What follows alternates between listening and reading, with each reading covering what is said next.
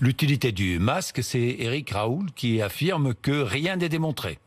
Le virus se transmet comme le rhume, essentiellement par les mains, dit-il. Le pessimisme tue les malades, dit-il encore.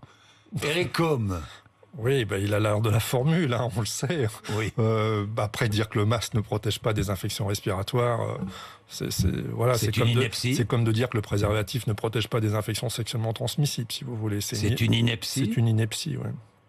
Une ineptie. Ouais. Et l'hydroxychloroquine, dites-moi. Plusieurs études portant sur 33 000 malades confirment l'inefficacité de l'hydroxychloroquine. Son association avec l'antibiotique azithromycine est dangereuse, disent ces études, analysées par des chercheurs français et suisses, analyse publiée hier dans la revue de la Société européenne de microbiologie clinique et de maladies infectieuses. Le débat est clos, pour vous ?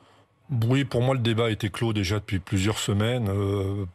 Pour ne pas dire plusieurs semaines, on va dire. Donc pour moi, oui, le débat est clos, évidemment. Oui. Alors après, Didier Raoult vous dira que c'est pas l'hydroxychloroquine qui fait le travail, c'est l'association hydroxychloroquine-azithromycine. Oui.